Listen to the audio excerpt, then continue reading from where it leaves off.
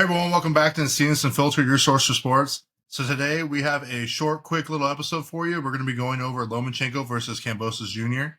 Lomachenko is 17-3, and Kambosos is 21-2. Lomachenko is favorited at a minus 550, and Kambosos is a dog at plus 330. And you might know Lomachenko. He's from Ukraine. Kambosos is from Australia. Lomachenko is actually fighting at Oxnard. Shout out to Oxnard. You know, my boy Steven right here. And like I said, Kambosos is fighting out of Sydney. I didn't know Lomachenko was 36 years old. I didn't think he was that old, but I keep forgetting that he had a huge amateur background, 2 gold medals before he even got his start. And we'll talk a little bit about that too, about some of his losses. That's a lot of years to be, That's a lot. out of pro, right? Like, because he was doing such the long amateur career. He got a couple Olympics, he got his golds, super excited for him. But that did take away time in which you would see a lot of people make the adjustment into the professional world when they jump in from the amateurs. Right. But on the other hand, though, he also kind of got thrown into the fire really early compared to some of these other guys, right? And like I said, I'm not going to spoil it too much. We'll get into that.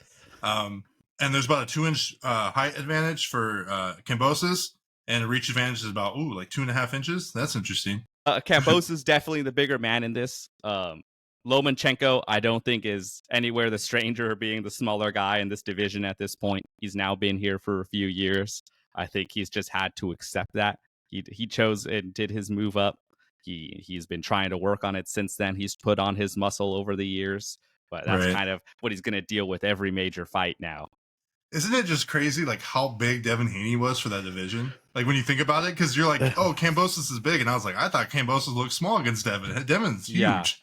Yeah, Devin definitely has the build of, like, muscled up. And it's funny to think that Kambosos was the one who struggled to make weight for that first fight, not Haney. Haney is real disciplined in his training, dieting, and all that. Kambosos was definitely one who faltered a little bit, because you would think, like, people's bodies are different. Different muscle masses can lose water in that dehydration phase of the weight cut.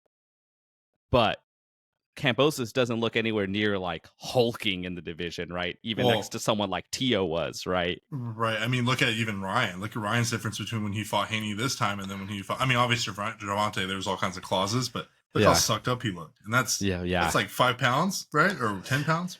Yeah. Well, the 5 pounds of division makes a big difference on what is your actual out of weight, right? Because your weight for making official weight, especially for the championship, right, is just that moment, right? You diet, you bring down.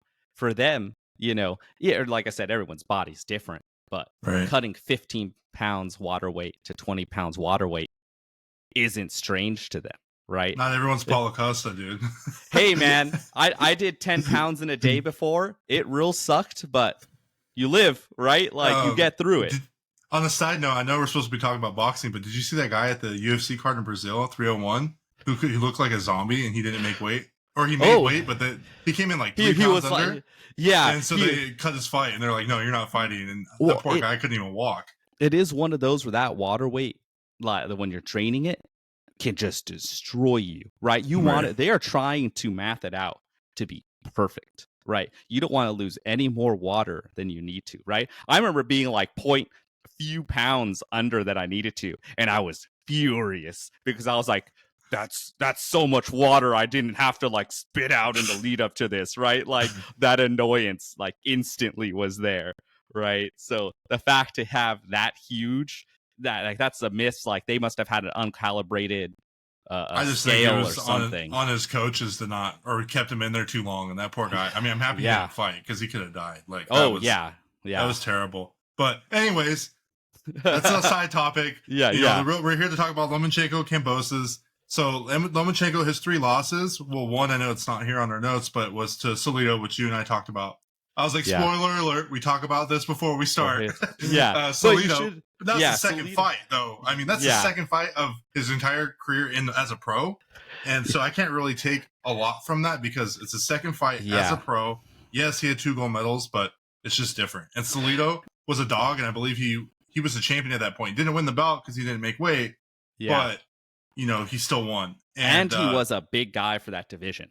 right? That's part of him not making weight, as we're in that kind of topic, right? For the people who aren't really so familiar with Salido, this is a few years back. He was a pretty big deal for that division, right? He was a strong veteran, tough guy, and he really challenged Lomachenko in that early time stepping into the pros.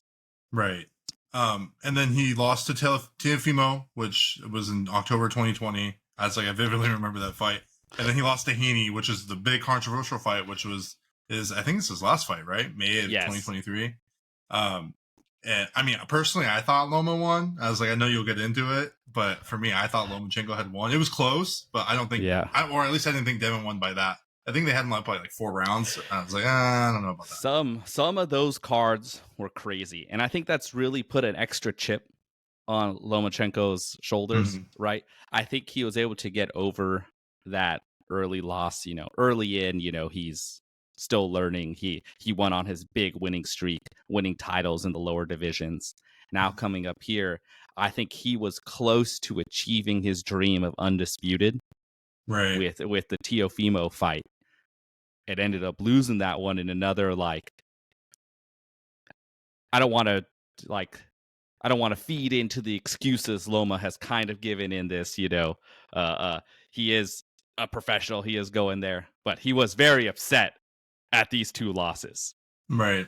And it kind of leads into some of the mistakes and negatives he has in his fighting, in his fight style that kind of led to those losses.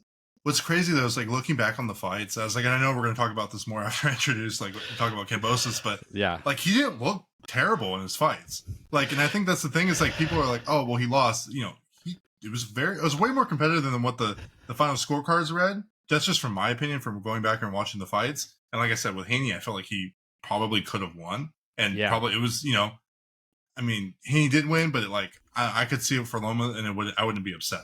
If that makes sense. Yeah, this is for the vacant IBF lightweight title, and shows that in that fight, even that loss, Lomachenko deserves to be in that conversation for the titles. 100%. Here, right? 100%. That's definitely a showing of his skills still in the fights. And even before that, he still had wins against Jermaine Ortiz, Richard Comey. He blew him out the water in that fight. I was literally going to just get into that. Luke Campbell, Pedraza, Linares, big names. These are names. It's not Loma's not over here fighting Tijuana cab driver. He's over here fighting names. I mean, Salido for your second fight, that's a big deal. Yeah. For the belt, that's a big deal.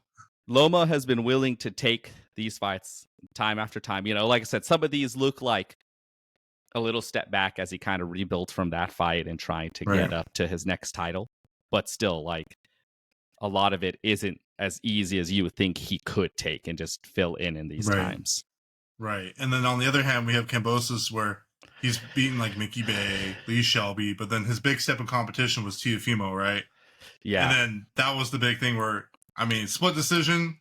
It was close. I was but Teofimo was more throwing and burst. And I remember I was just surprised at how good Kambosos' left hook was during that. And I think I was just looking for it too because we did a breakdown on the Ryan. Or we didn't do a breakdown. We've watched a lot of Ryan. And we were watching the Canelo and talking about Munguia. And when I saw him throw that left, I was like, oh shit, I didn't even realize he had that. I didn't realize his left hook was that good. And he literally beat Teofimo with it the entire fight. Yeah, that is one of the biggest upsets of boxing of the last few years is Kambosos getting this win on Teofimo.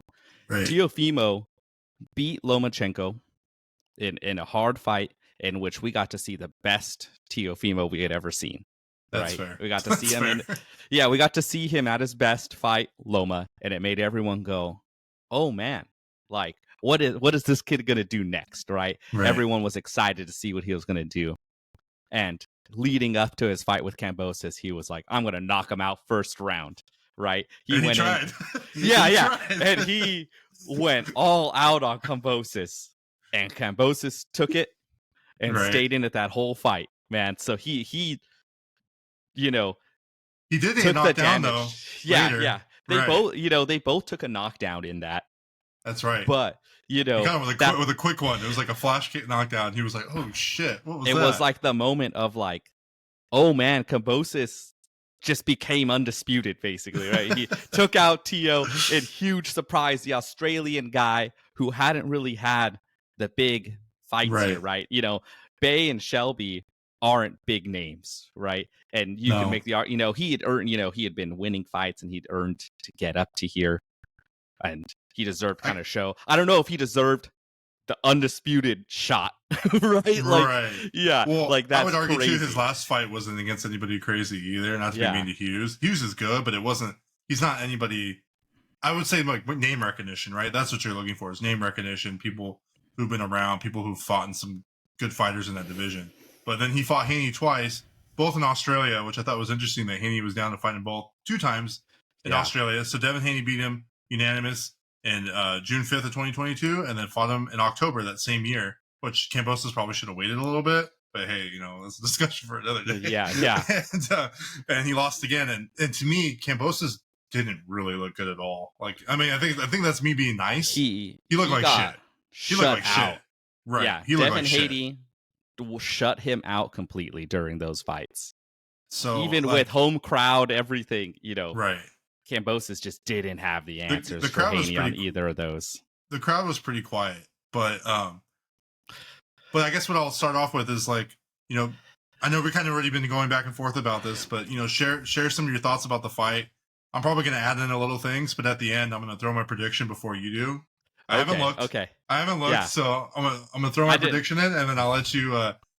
Because you and I have been weird. It's been weird. Sometimes we're like total agreements when we're on camera, and then when we're not on camera, we're completely opposite. So I don't know. Well, it's the weird thing, right? And I think part of it is when I'm watching all these videos, sometimes I convince myself of stuff, right? Yeah, that's the things. I'm watching these fights. I'm seeing their skills. It's like, I could totally see this happening, right? But if you ask me at any normal point, I would have like a different answer of what's the first thing that comes to mind, right? Of when I think of these two fighters. So that's kind of what happens when I'm doing these breakdowns and I'm like immersing myself in all these fights, all these like slow-mo clips, and being like, what did they really do? Well, you're gathering all your data, and like, we thought Canelo was going to knock out Munguia. Munguia did get knocked down. We did say that was going to happen. And it wasn't what's the saying? The prediction is a spoiler. Paul Heyman. Paul Heyman. And so it's just funny how we kind of go back and forth with these. But, you know, go ahead and just share what your thoughts are on this fight. So first off, I really want to talk about Loma, you know, Mr. High Tech, the guy that was almost like an internet darling of boxing for the later 2010s, right? His clips were all around going through like, look at the Matrix, right? So many little highlight reels getting passed through. And I got to give, like you mentioned it earlier, fighting out of Oxnard, my hometown, you know, living in Camarillo. If you ever look at the training stuff, you know, right now they showed him like in Malibu running up the sand hills. I've run up those same sand hills for training, and they suck. Beautiful views. You see the beach on the edge, and then you're just dying on sand. Up and down, running up that. My brother almost ran into the PCH on accident because he just built up too much momentum running down the hill. You know, hit another vehicle instead. Oh, Jesus! You know, so it's always kind of fun to see Loma be in the same spot. All right, Loma is in a position to have his own training camp, be where he wants, and he is a professional. Right, he trains hard. He gets himself ready for each of these fights. He stays in great shape. He definitely did put on weight when moving up to here.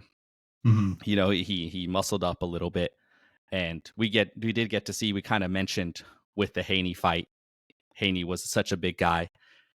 A lot of it was Lomachenko did surprise people on his physicality there and being able to kind of move Haney around a bit in the clinch.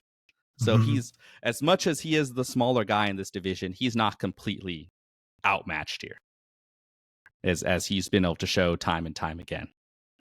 But this is the chance for his dream, right? He wants that undisputed.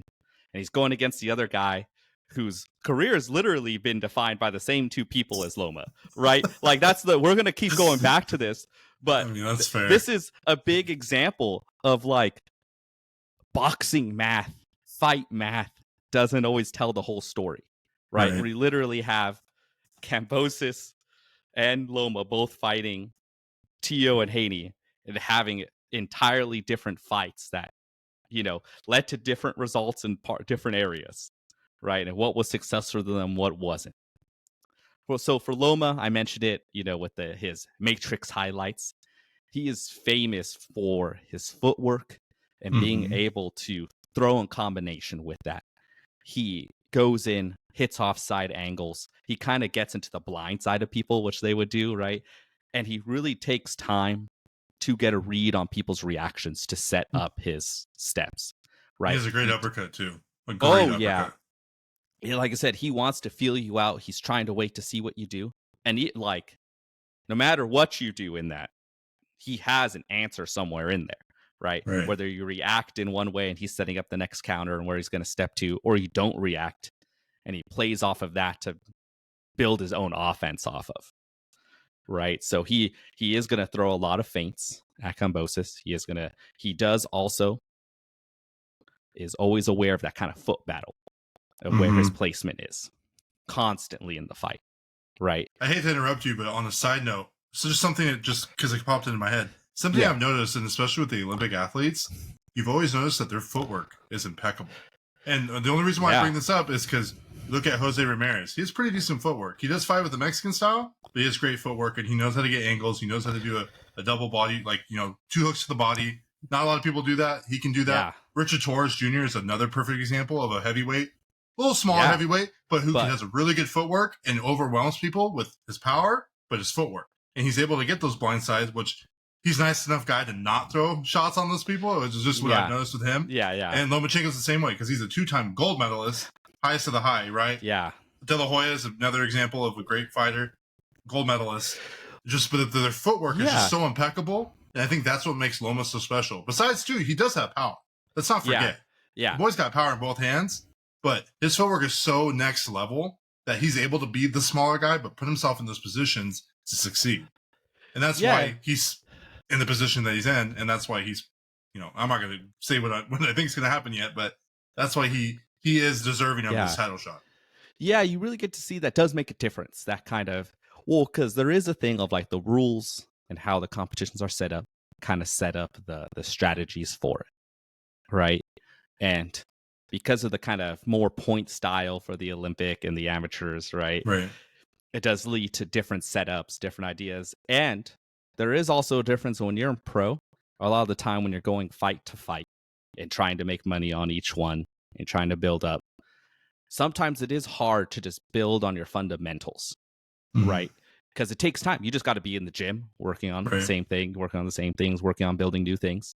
Where a lot of time when you're going fight camp to fight camp, you're kind of looking at, especially when you're higher level, you're looking at your opponent, looking at, what are the skills they have and just trying to fit what are your skills already and how to beat them with it.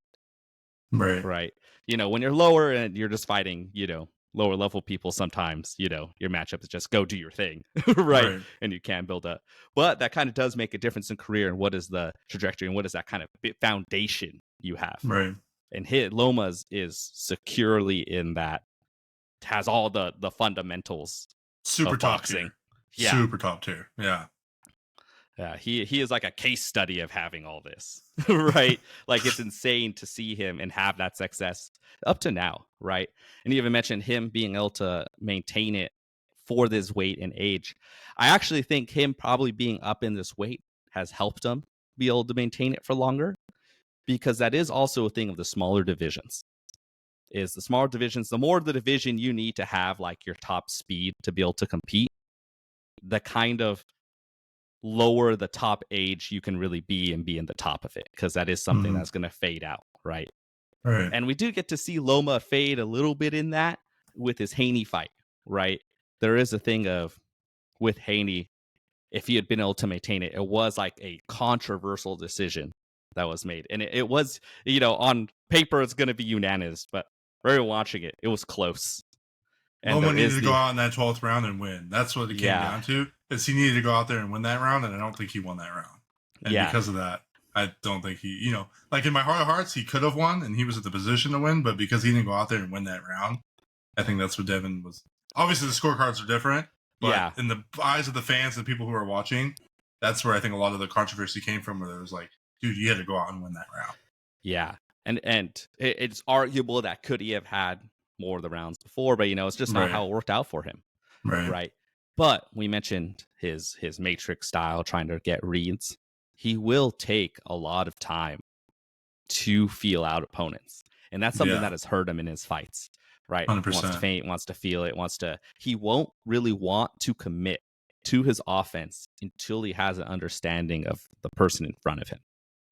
And that was something that has hurt him in those decisions, right? Where starting slow against Tio, and Tio was someone who was fast, strong, threw in combinations. Tio threw more punches than he ever had before in a fight against Loma. And part of it was to kind of stop him from being able to just put it on him, right? It was like, that was a sense of, Tio is very defensively responsible for the most part and was in that fight. But in that one, his offense was a big part of that defense, making Loma have to be aware of him. And Loma was very respectful of the power of Tio. Well, Teofimo has great power, especially at that weight. I mean, he hits you with a good shot. I mean, that could be it. And I think with that fight, I mean, Teofimo went in there with a game plan, and like we said at the top of this, that was his best fight I think we've ever seen, still to this day. Yeah. And I think, I don't know where that Tio's at. I mean, that may be an episode for another day. Yeah. This is his next fight. Yeah, hopefully. Yeah. Rest of Loma's skills, he is good with the jab. He will kind of paw out his hand. It's all part of his kind of feinting and probing at you. Mm-hmm. He will stick it out there. He will hit different targets, right? He is going to hit the body. He is going to go to the different sides. He really does favor the step to the outside of the shoulder. Is kind of his favorite spot. He wants to get you following him in that rotation. He wants to get you out of position. He wants to get you turning your head. He wants to have you looking for him, basically. And part of that, like we mentioned earlier, is that foot placement. Where is he going to be at? And he will play on that too. If he has you so worried for it, he's going to land shots while you're distracted. And like I said, in the clinch, he is surprisingly strong, right? Oh, yeah. I think there's little videos of him training and wrestling and stuff when he's younger. He does use some of those same rotations and steps while he's in the clinch to kind of turn off people, get off ropes, get people kind of spun off of him as well. Like I said, he is willing just to push on you if he needs to. Right. Whereas, we flip it over, Kambosos. So like I said, on the flip side, where Loma is trying to prove himself. Yeah, Loma's trying to prove that he can still be champion. He can be the undisputed guy. Kambosos is trying to prove that he wasn't a fluke, right? He's a one-hit wonder, man. Yeah, that's what he is trying his heart out for. That's why I'm laughing. I'm just man. I mean, it is one of the absurdity. 2 years ago, I guess, right before the Tio fight, if we had said, Kambosos is going to be undisputed champion. He's going to have major fights in Australia. He's going to be considered almost the A side in a bunch of stuff. Would anyone have thought that? He's going to be the not Izzy in Robert. A world. Yeah. Right. You're this is the next Australian guy for boxing to put Australia on the map, and that's how they hyped him up.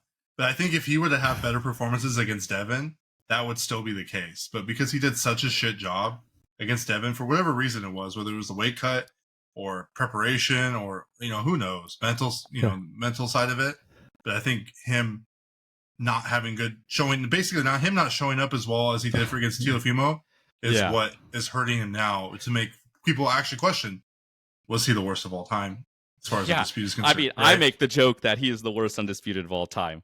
Well, that's why I said it, because you told me that the other day. It's so funny. It's in my mind. Yeah. But he's not without his positives, right? He's just in a weird position where the people he beat, where he beat Shelby, he beat Bay, and beat Hughes, and even the Hughes fight was a controversial one. Right. And I'm like, bro, you got to go out there and you got to starch these guys. You can't just skim by on these wins. When you compare him to, once again, the other echelon of this division, does he match up there? Should he be, this is a fight happening in Australia again, right? I don't know how he keeps getting this. It's like they have a hope he's going to be there. And I think it has put attention to Australia boxing, but I just don't think he might be a next level pioneer of it. There you go. I don't think he's shown to be the all-time person. And I think that's the excuse they can kind of give against Haney, right? Where Haney seems to be heir apparent, even with his loss to Ryan right now, that he does, people still prop him up as heir apparent to pound for pound greatness. right? That's what they're setting him up. And they're kind of Right. comparing that and using that to almost, defend Kambosos a bit, that like, he just went against one of the greatest that's going to happen right now, a young guy who put it together on him.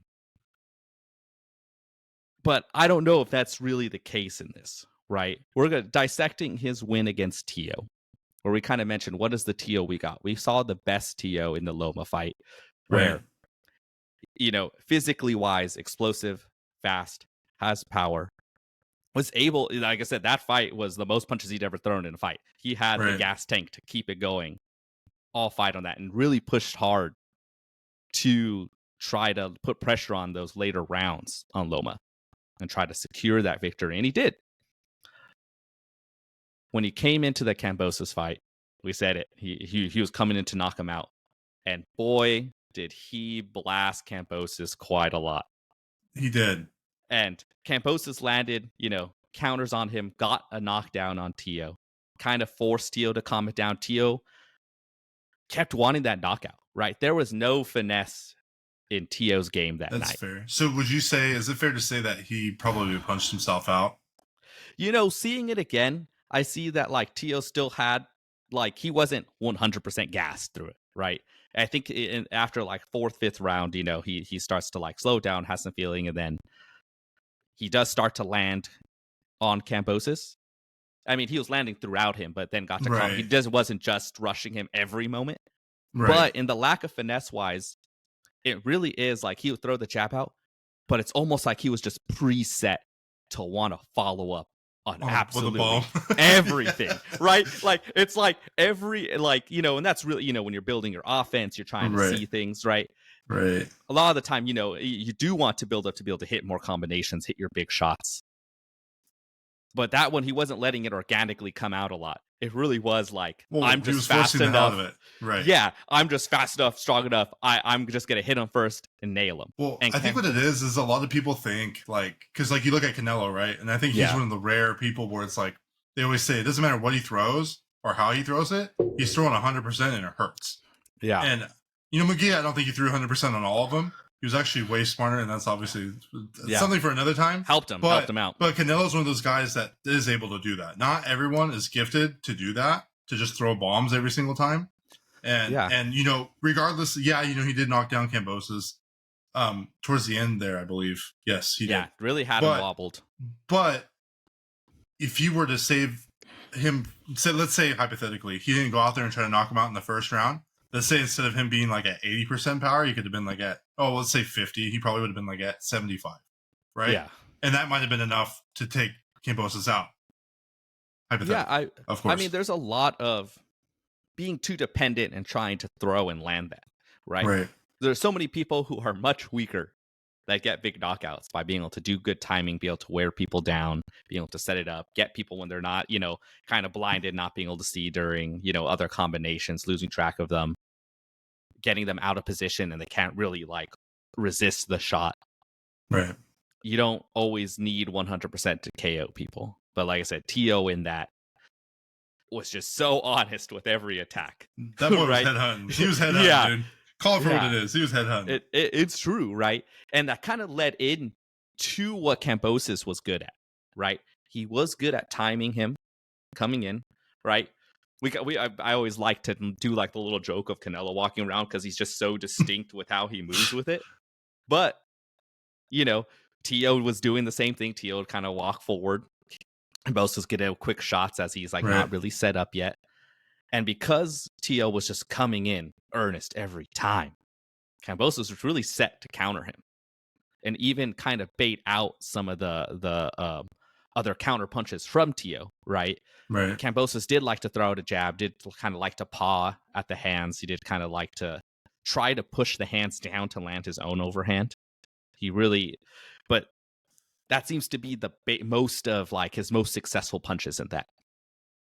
I think one of the things I see is also Kambosos is tough. That is usually a thing that kind of gets said when you're losing everywhere else, right? Like that's kind of the thing, right? When you're really giving people credit for toughness, it's because they're getting beat a lot, right? Okay, I think that's fair. Like he is tough, but like I said, I don't remember if it was at the start of this or before we started, but I did say he has a really good left hook.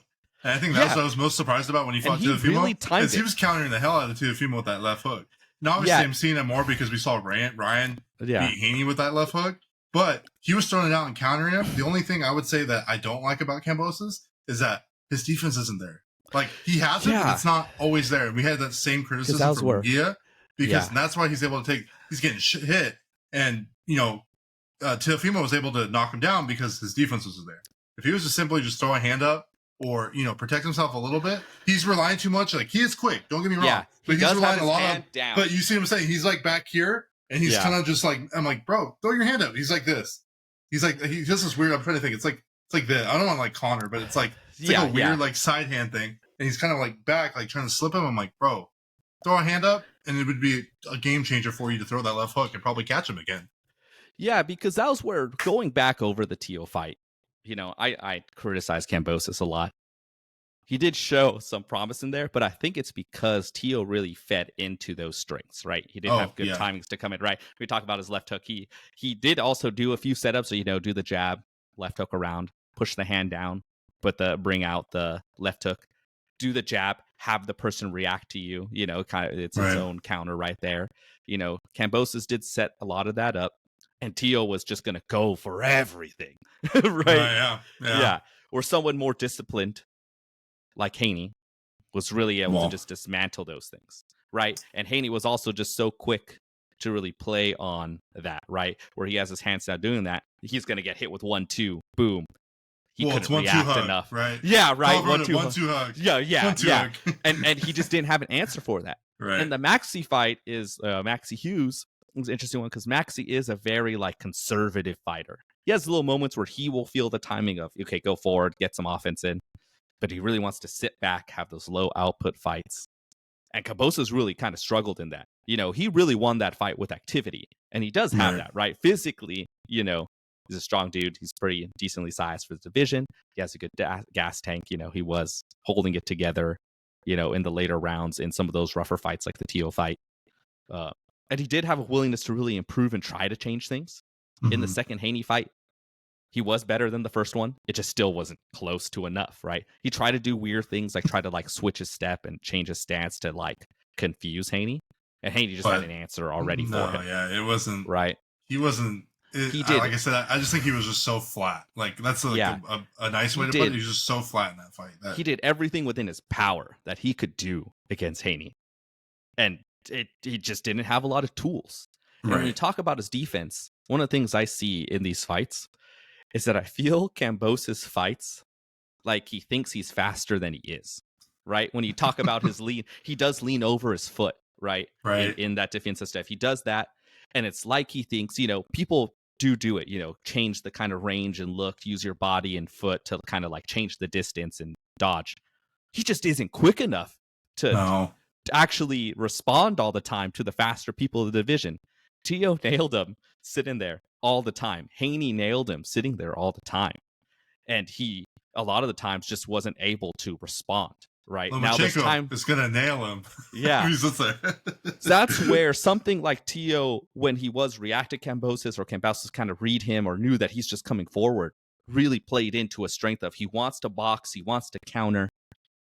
And if he can control it, he can control when you're going to do it, right? So many times, if you land on someone real quick, if you land a jab on someone, a lot of fighters' instant reaction is, I want to throw back at you, right? You hit them, they want to go back, and you can really kind of mess with people's minds of oh, okay, I did a thing. They want to now come out. Okay, I step back. Okay, now they're going to come forward. He does try to play that game. And with someone who was so earnest in it, and Teo just walked into everything he could. Something like Maxi, who was so calm, kind of sitting there, he really struggled to kind of draw out a lot of that stuff he wanted to. It made him be offensive, made him kind of put it on. And he really won that just with activity, right? It really was the, throwing more punches, depending on who your judge is, that could just win rounds. Well, to put it in layman's terms, he basically wants a war. Call it for what it is. He wants somebody who's going to throw with him, because that's what Teo did. Teo threw with him, and that's where we saw the best Kambosos, right? Yeah, he wants someone to come forward. right? Whereas, And whereas and I he's feel willing like to control it, sit, hit them, right, and then step back, and then could okay, they're gonna come at me. I'll take that shot. I'm but gonna hit them back and do it again and again. but like we said, he thinks he's faster than he is. So Yeah, it and just I might be kind of jumping the gun here, but like I feel like with Lomachenko, who will sit there and take his time at first, I feel like he is going to probably struggle in those early rounds because Lomachenko's going to wait and he's going to be yeah, patient and he's going to be like, okay, well, where can I expose you at? yeah. So the actual for the matchup of them is kind of weird, right? Because we have something in Loma who wants to slowly build throughout the fight, learn about you, and then start to kind of barrage you with different combinations, stepping around you, hitting you with shots you don't see. Which is a criticism of him, by the way, which is he is a slow starter.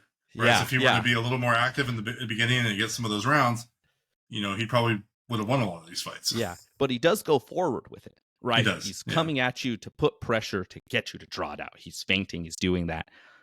And it's kind of going to the Kambosos things where he did win on going forward with Maxi and being active.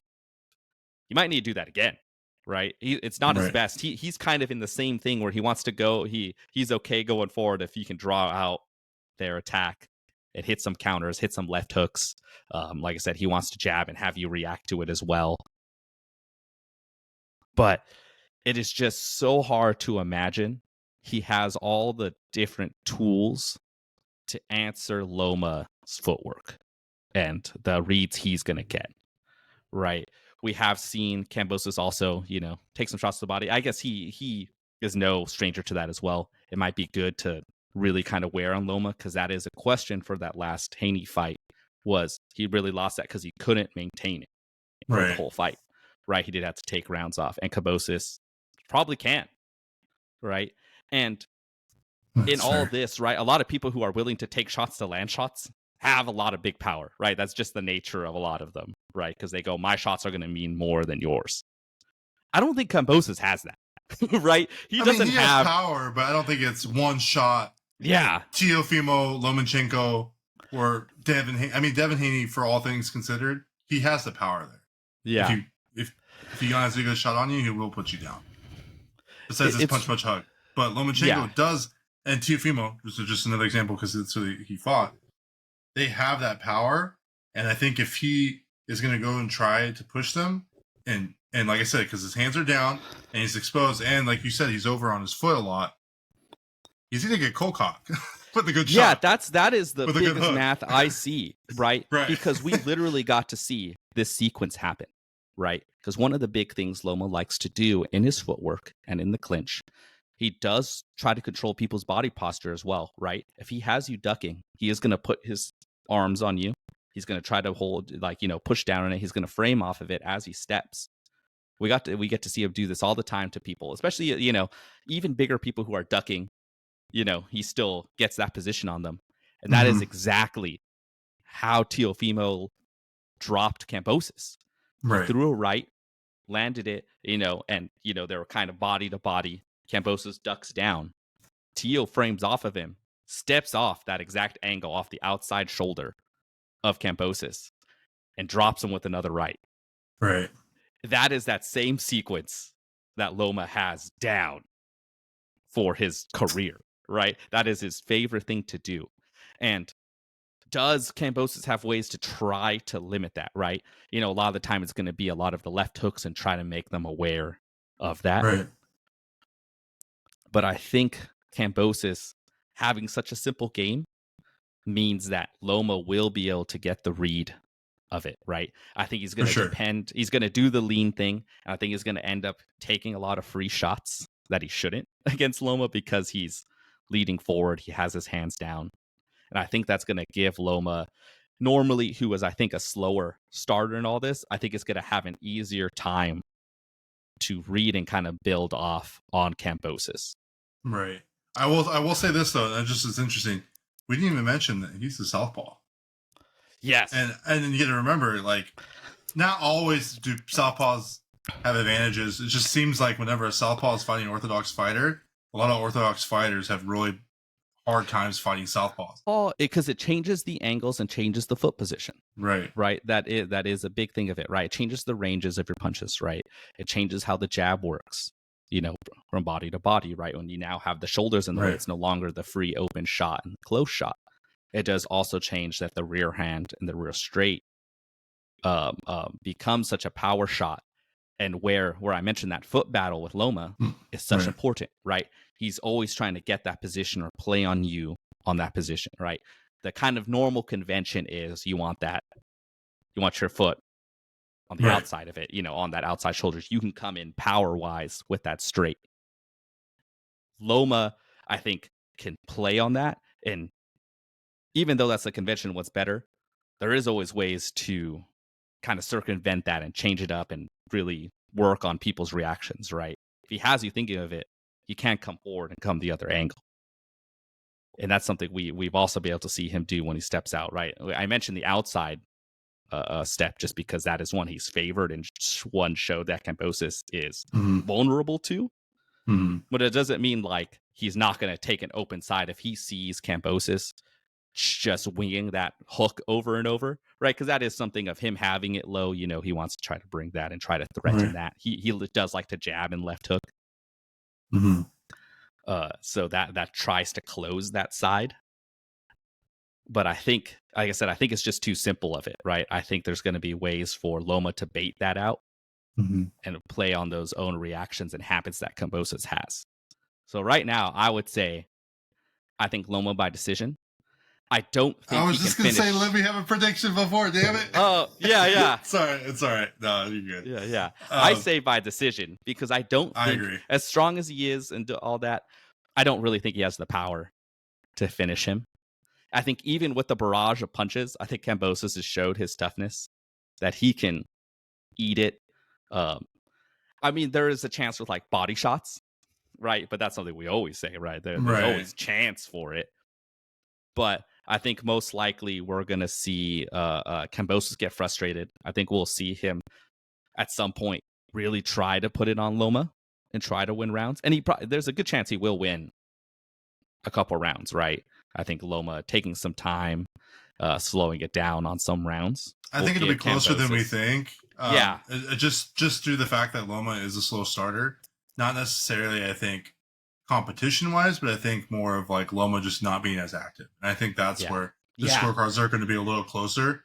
It's in Australia, so who knows judging-wise. I mean, he's in Ukraine, so it's not like it's like United States and Australia. Yeah. But, I mean, he is an Oxnard, I guess, technically. Oxnard. But I would say, like, I guess to summarize, if we're going to, if Kambosos is going to go out there and win, he's going to have to basically go out there and put pressure, right? And that's kind of what we're saying is that he's going to go out there, try to be the bully, win some of those rounds that Loma's going to be inactive on, put the pressure on him, and he's got to be the best. He's going to be better than when he was when he fought Tio.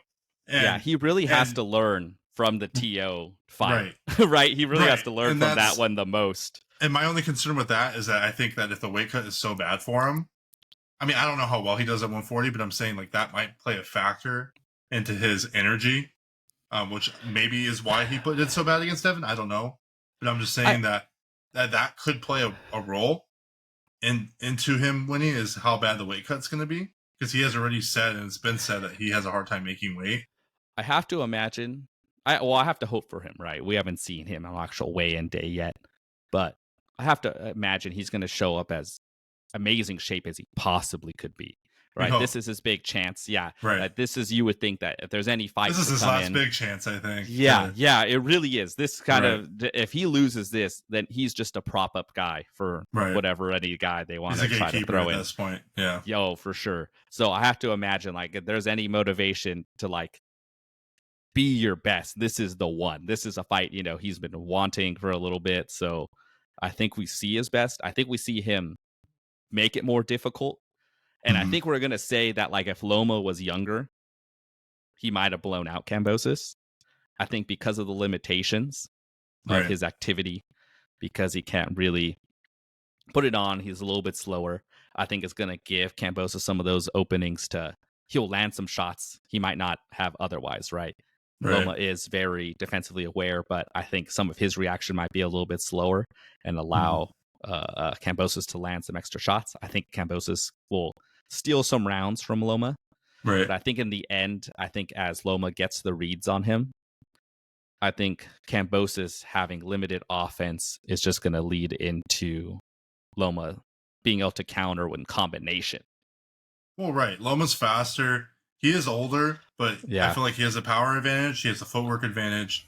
He has, this is gonna be mean, but like he has the awareness advantage, if that makes sense. No, like ring generalship. 100%. It's just, and you got to remember, and like I kind of said earlier, being an Olympic gold medalist, not just once but twice, you just learn a lot of things, and you can see the caliber of athlete and compared to a gold medalist to somebody who's not. And he lives, breathes, trains. He's been doing this. He hasn't stopped. He has the mind to read all these different, like the reason he's able to been able to just be like, I'm going to download people is because he can figure them out, right? Like if he couldn't do that and he only had so many set things he could do to answer people, he wouldn't be able to have the game he does, right? And that's a mental game that isn't going to fade for him. He is going to see openings.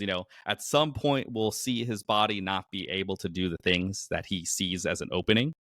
And that'll be a crushing day. I don't think it's. That just I think comes with age. But I would say though, I do think it helps him that he did start his pro career later, and I think that's why he can be a little older and still be okay in this division, right?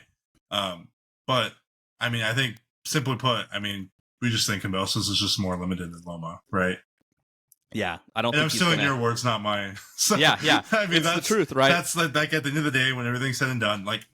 I also, the only reason why I wanted to do my prediction first is I feel like some people would be like, oh, you guys are just like, you're just piggybacking off of him. I'm like, no, I thought Loma was going to win by decision. To be fair, odds, that's what I thought. So to be fair, I didn't even put it on this one. I just kept putting thoughts down. So I didn't even say what my pick was on the notes. I was just like, I will actually leave it off. Full transparency, I literally opened them up right now. I didn't even look at them before. So, but, we'll see what happens. It's going to be an exciting fight. It's in Australia. Do you know the time off the top of your head? I don't know the time. Oh, I would have to check it because I know with those cards, let's Lomachenko can throw things off versus Kambosos. The only reason why I'm gonna look is for our audience here in America, so they know what time it starts. Oh yeah. So it's it's at 5 p.m. Pacific is when it starts. Oh, okay. That's. I'm gonna double check though because that might be. Let's see. So that the fight's at 5. Yeah. The main event is due to start ring walks at 8 p.m. Okay, cool. Okay, yeah. So normal 8 Pacific. Okay, time. We're good. Yeah. Even though they're in Australia, I was like worried. I was like, shit, 5. Yeah. With the cool. Cards overseas. I'm sad for our Australian people and other people overseas when it comes to those cards because I know it's real painful. Hey, well, you know where the money's at, though. Yeah. But no, this is a cool fight. Right, if you're a fight fan, you're gonna love Lomachenko, right? You probably loved him for the last, decade. That's just the realistic thing. This is a very good sneaky fight. It's right before, and obviously we'll put out another episode for this next fight, but leading into Usyk versus Fury, which is going to be an absolute, probably one of the best heavyweight fights that we're gonna see in a long time. I mean, it's just because the heavyweight division has been so bad. Like, I don't think I've been as excited about the heavyweight division. Like, there are good fights. Don't get me wrong. I shouldn't say it like that. But the caliber of this fight, the two men that are fighting in Usyk and Fury, it's just different level. Yeah. Like I said, it's kind of funny how it worked out, but this is part of the Ukrainian doubleheader for 2 weeks in a row, right? Like, we got Loma 1 week into Alexander Usyk the next week. Right. And I got to say, I'm happy that it's like these two guys in these fights because it does make my note taking and having to watch over these fights a much more exciting prospect each time. I'm just like, I love these guys. Yeah, but there's some super dope fights. Tune in this week for Lomachenko versus Kambosos. And like I said, we're going to be dropping an episode out for Fury versus Usyk with a couple little surprises. We'll see. We'll keep you guys kind of on the ringer on that one, waiting to see what we got for you. But thank you for sticking around. Please comment. Please comment your predictions. Please shoot the shit. DM us. Hit us up. Share with your friends. And if you have any suggestions or if you want to just shoot the shit, that's completely fine. We're always down for that. I'm on a lot. Steven's on a lot. Yep. if you completely say, hey, your guys are bullshit, and I think hey, comment. It's all good. Hey, I would agree probably half the time. It's all for the love and fun. Yeah. And then, like I said, stay tuned for our Fury versus Usyk our episode. And until next time, everybody, peace. Peace out.